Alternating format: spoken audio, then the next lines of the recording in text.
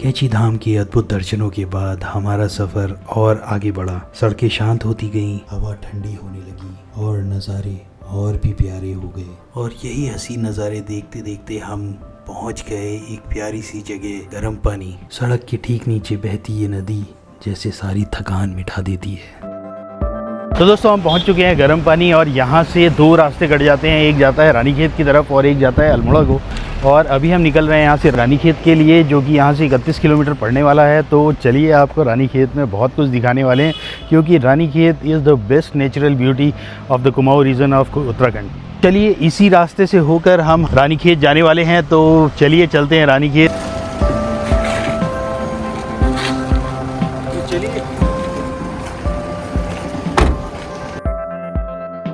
गर्म पानी से आगे बढ़ते ही रास्ते थोड़े सकरे और घुमावदार हो गए।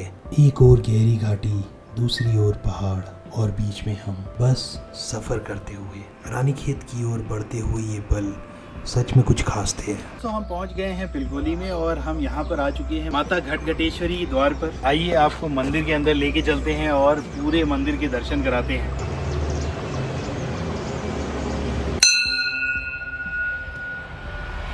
सड़क के किनारे से शुरू होती ये सीढ़ियाँ जो सिर्फ ऊंचाई की तरफ नहीं जाती, हमें लेके जाती है आत्मा की शांति की ओर। ये कोई आम रास्ता नहीं है, ये एक आध्यात्मिक रास्ता है जो एक एक कदम हमारा बढ़वा रहा है माता के चरणों की ओर। और आखिरकार हम पहुंच ही गए माता घटघटेश्वरी के मुख्य मंदिर में। पर पहुंचते ही मानो थकान एकदम छू मंतर हो गई। ये माता की शक्ति ही तो है जो हम अपनी थकान भूल गए। इस मंदिर में घटघटेश्वरी माता के दो रूप दिखाए गए हैं। पहले मंदिर में माँ काली का रौद्र रूप, जो कि शिव जी के वक्ष स्थल पर अपना चरण धरकर खड़ी हैं, जो कि दर्शाता है असंतुलित शक्ति को संतुलित करने के लिए शिव ही आगे आते हैं। और दूसरे मंदिर में दिखता है माँ अम्बे का ये सुंदर स्वरूप, अपनी सवारी सिंह पर सवार और पूरे ब्रह्मांड को आशीर्वाद देते हुए। माता रानी के ये दो अद्भुत दर्शन करने के बाद हम बढ़ गए और आगे इसी रास्ते से होते हुए हम पहुंचेंगे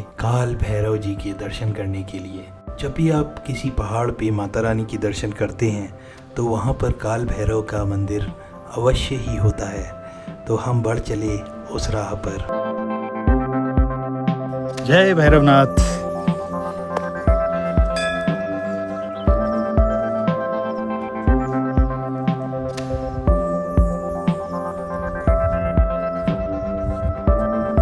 और आखिरकार हमें दर्शन हो ही गए काल भैरव जी के। और ये अद्भुत दर्शन करने के बाद हम पहुंचे यहाँ की साध्वी जी के पास, जिन्होंने हमें जानकारी दी। पिलखोली में जो ये मंदिर है घटघटेश्वरी मैया का, इसका निर्माण 2004 में हुआ है। और यहाँ पर सत्संग, साधना, भजन और स्वाध्याय होता है। और ये मंदिर में हमारे गुरु महाराज जी के परिश्रम से, उनकी तपस्या से इस मंदिर का निर्माण हुआ है।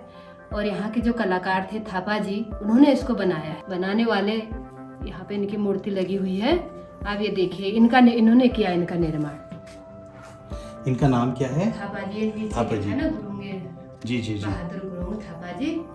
तो और ये मंदिर में सुख और शांति के लिए हम लोग जैसे सब गुरु भक्त हैं जी, यहाँ पे ध्यान साधना करते हैं जी। ये हॉल पे। और सबको में सत्संग सुनाते हैं हम लोग, दूर दूर भी जाते हैं आध्यात्मिक ज्ञान के बारे में, जो भूल चुके हैं भगवान के उसमें नाम सुमिरन का, ध्यान का, भजन का, इस कार्य को हम करते हैं। पहले मेरे गुरुजी करते थे, अब उनके सानिध्य में हम कर रहे हैं। तो हम जो कहेंगे वो सत्य ही कहेंगे, बस यही है। इसी मंदिर के अंदर भोलेनाथ का एक अद्भुत शिवलिंग भी है और सभी देवी देवताओं की मूर्तियां भी बनी हैं। और जब हम मंदिर के बाहर आते हैं तो यहाँ पर बनी है एक विशालकाय मूर्ति हनुमान जी की लाल रंग में, जो कि बहुत ही मनमोहक है। तो आइए आपको मंदिर के आसपास के अद्भुत नज़ारे दिखाते हैं।